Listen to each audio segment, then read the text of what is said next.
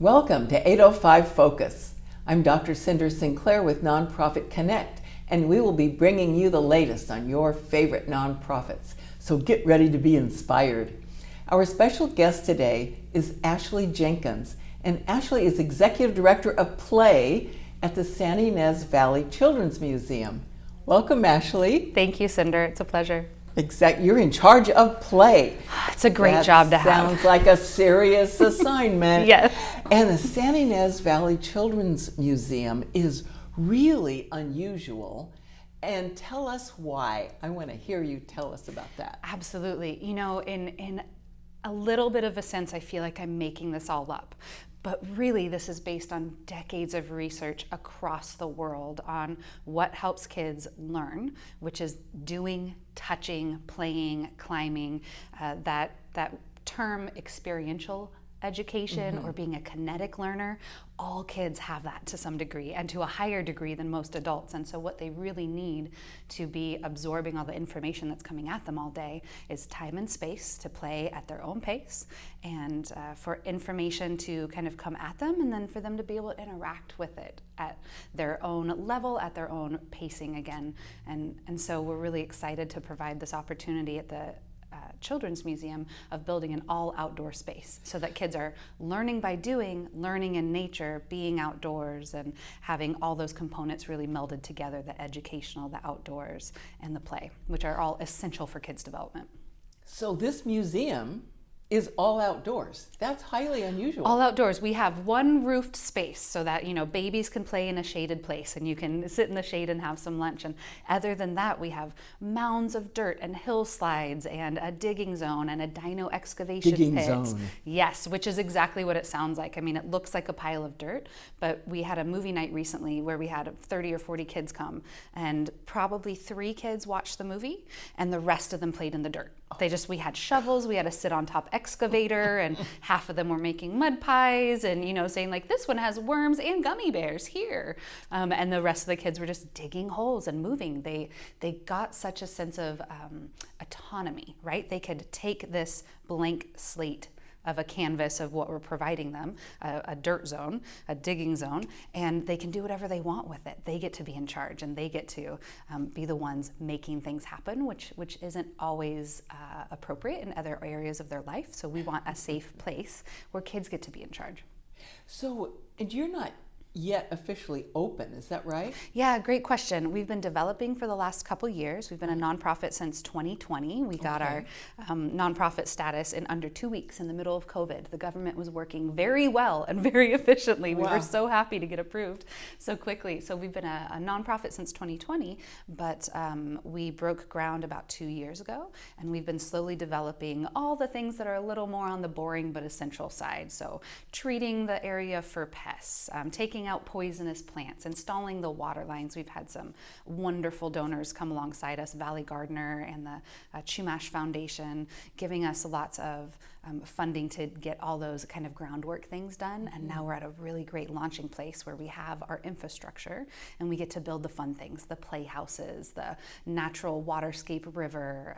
We have, 8 exhibits that are going in our kind of phase 1 of building. So we have a full acre we get to build on, and we're going to build the top half acre on the top of the hill first, and then we'll build the bottom half acre. The bottom half acre I'm excited about. We're gonna have playhouses. It's gonna be a little more wild. We'll have hiking pathways and giant slides that go down the hill through tunnels. So that's all gonna be fun, but that requires a lot more funding. So what we're gonna do first, right, is develop the top half acre. And so we've got a building and an office ticketing kiosk in already. We're getting welders out there next week to put through some doors and get our storage stuff, fixed. We've got all our water lines in, like I was saying, and then we have our first 3 exhibits open already. So they're fully developed, fully stocked, fully funded. We've got a mud kitchen area that, again, we get to use all these fully completed exhibits, like when we have open houses and when we do movie nights. And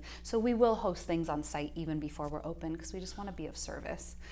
But it's really a couple times a year, right? And the rest of the time we're fundraising and building. But yeah, we have our dirt zone open, we have our mud kitchen, and then our painted object. We had a wonderful family, the Arnett family, donate a truck, just a real full-size truck. I think it was an old Nissan.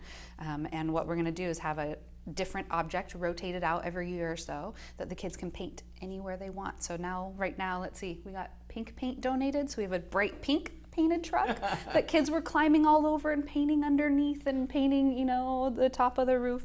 And we're about to have another open house where kids will be able to come change the color. And that'll be open, every open day. We'll have that painted truck available when we open our doors. So I love it that you're doing this in stages. Yes. And so even though you're not officially open yet, you have movie nights and other kinds of things. How often do you do that? Yeah, that's a great question. It's pretty intermittent. We do a lot of programming in the summer to provide kind of bridge programs for kids that are out of school and ways for them to still be outside and in nature and playing. So we do summer discovery days where we do kind of craft days and nature crafts, and we have open houses. We have a fall fundraiser every year.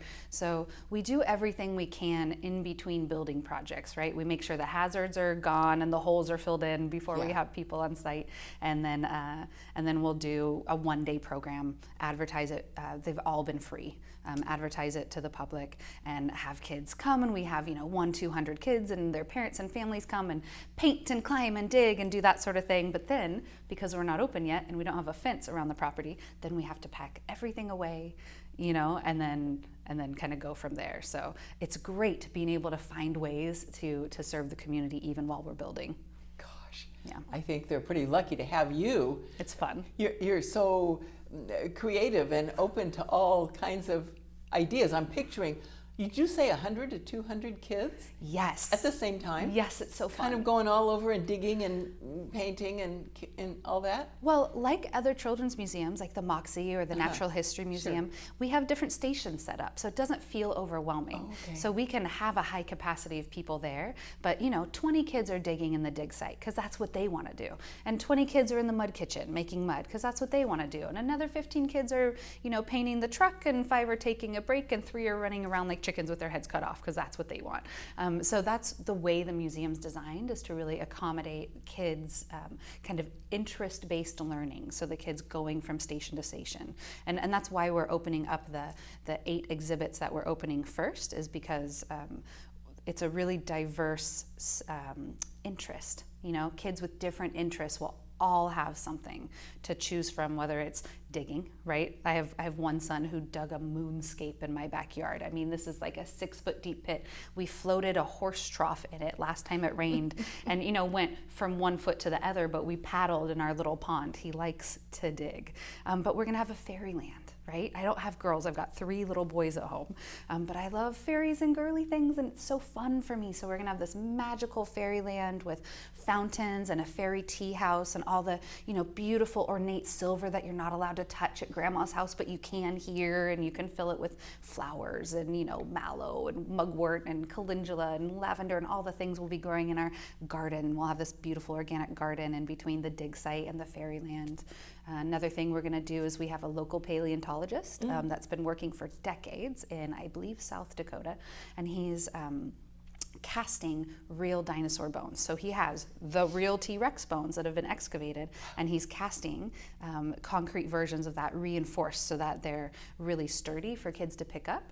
And then we're making a dinosaur excavation area. So with a little paleontologist hut, we just applied for a new grant for that to be covered. We've got some amazing partners in the Valley, all the Rotary clubs, Buellton, San Ynez, Lompoc, Los Olivos, all the Rotary clubs in the Valley, as well as Elks, San Ynez Valley Youth Recreation. I mean, just all these organizations that really go out of their way to build things in the community.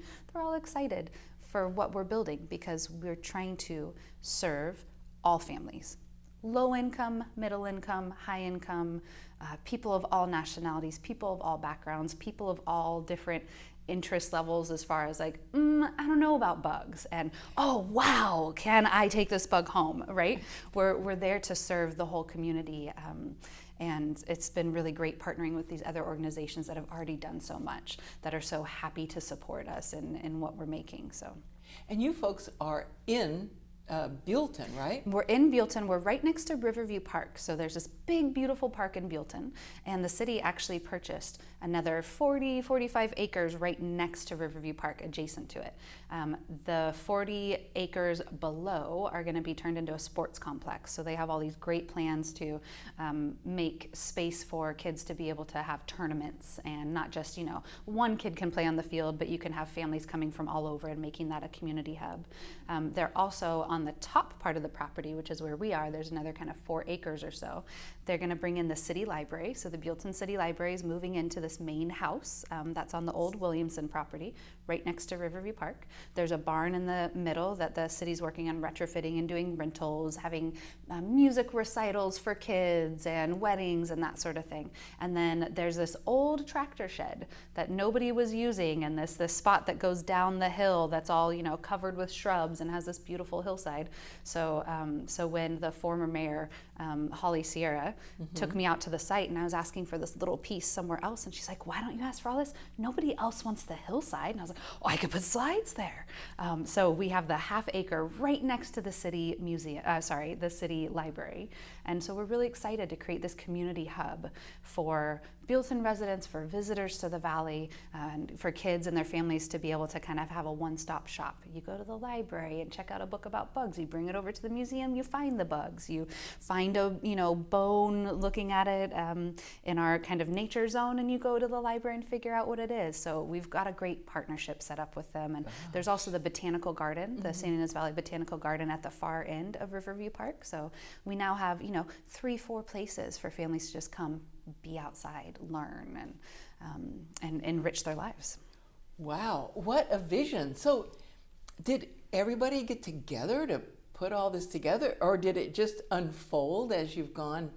It sounds wonderful. Yeah, I'd say a gentle unfolding. I think that the city council, both the former city council and the current city council, is amazing.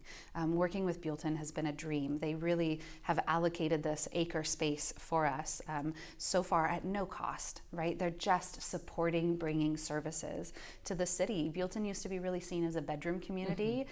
People would spend their time in Santa Barbara and just sleep in Buellton. And it's not like that anymore. It's lovely coming down to Santa Barbara. It's great going out to Lompoc, to Santa Maria, but we need services in Buellton for all the families that live there full time. And for the whole valley, it's really a central point for Lompoc, for Santa Maria, for Goleta and Santa Barbara, for Santa Ynez, Los Olivos, for all those meeting points solving to kind of come to Buellton. So we were very strategic in picking a central location, but very lucky in meeting with a council that is so supportive of what we're making for the community. So when all's said and done, the museum, the Santa Ynez Valley Children's Museum, will occupy, did you say 1 acre? About an acre, yeah. We have about an acre up top, or half acre up top, and a half acre down below. So it's going to be a lot of space for kids to roam and wander. Right now we're looking for donors to help supply the fencing, because we're going to have a solid fence around our whole area, so that once you come through our doors, you can let your kid run loose and not worry about it, right? We have good line of sights to lots of different activities at the same time, so you can have one kid playing over here and one kid playing over there, but you can be sitting in the shade, relaxing, hopefully taking a breath, enjoying the birds. It's going to be wonderful. But we're developing the top half acre first right now, and we're in the middle of a capital campaign. We're raising $500,000 this year, and if we get that $500,000, we can build everything in time to open in 2025. Wow. Yeah, it's a really low price point. But again, we're all outside. We're building things in a very simple way, because kids don't need a lot of elaborate things to get a lot out of it. They need kind of blank canvases, which is what we're there to provide. And then we have a great STEAM, science, technology, engineering, is that right? Math and arts area. So we'll have one little indoor area that has a roof and some shade, where kids can play with Legos, use a hot glue gun, assemble things, do circuit building, have art projects, all those little things that would blow away in the wind. And then we have a big back area off of the side of that has our garden and our dirt zone. We're installing a gazebo that was donated by the SYV Senior Center. They're expanding, which is another exciting thing.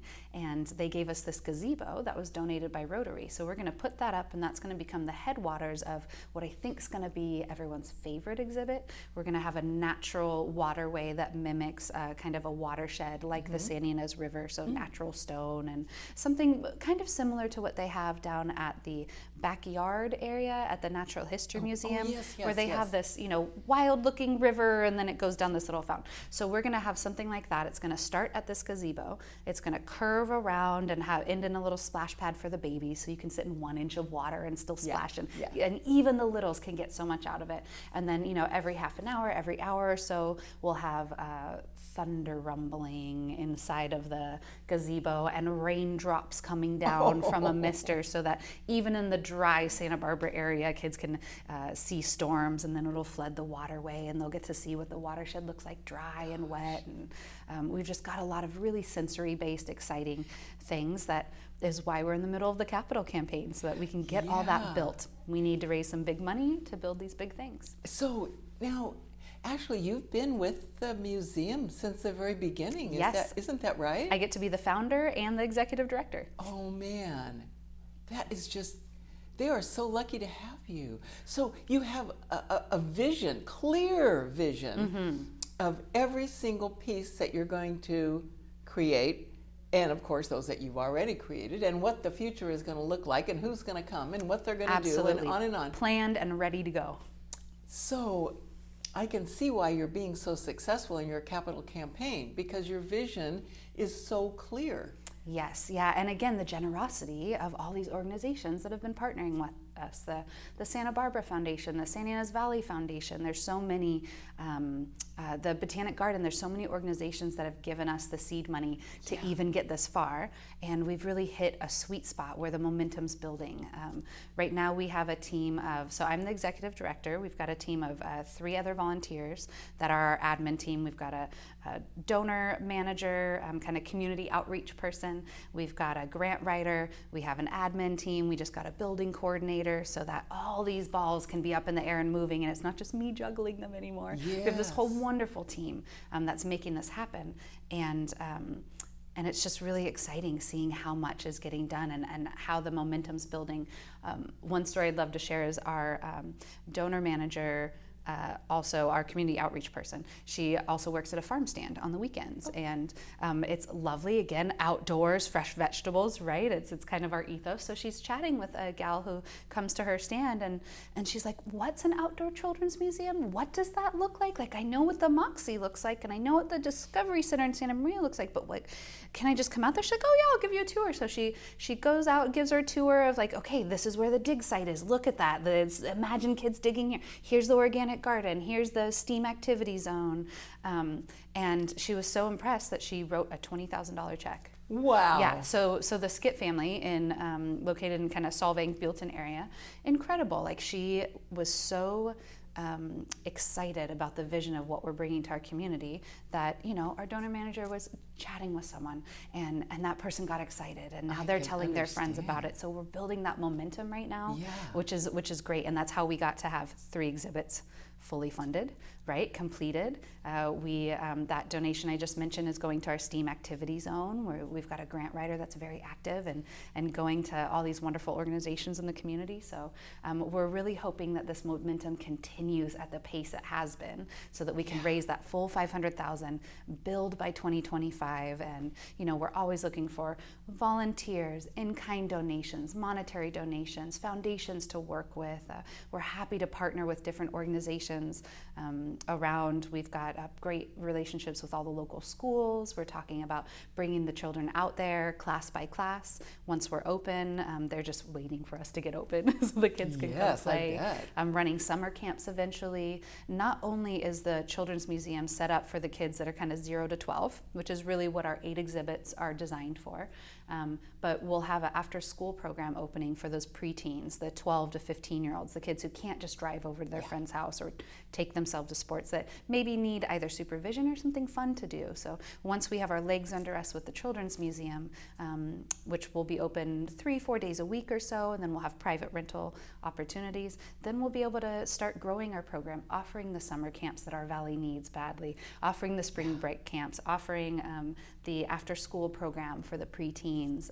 We've got an artist residency planned out for young children to be the artists in residence, pairing them with mature artists, and then having a show at the museum. So our designs for the inside of our building where you'll picnic involve just these big, again, that blank canvas, right? These big frames that we'll have rotating art installations from local kids, just letting them be an artist and discover what they want to do as young as 12, 13, 14. Yeah. Why not, set up those apprenticeships and put the power in their hands. That is great. And so now a person can go on your website and find out how they can be a part of the capital campaign, make a financial tax-deductible donation, and participate that way because you're a 501c3. Absolutely. Yeah, we have a wonderful donor team that has put together really cute boxes. Like we have one for you today. Oh, right. That has a nice thank you to the people who make donations over a certain threshold or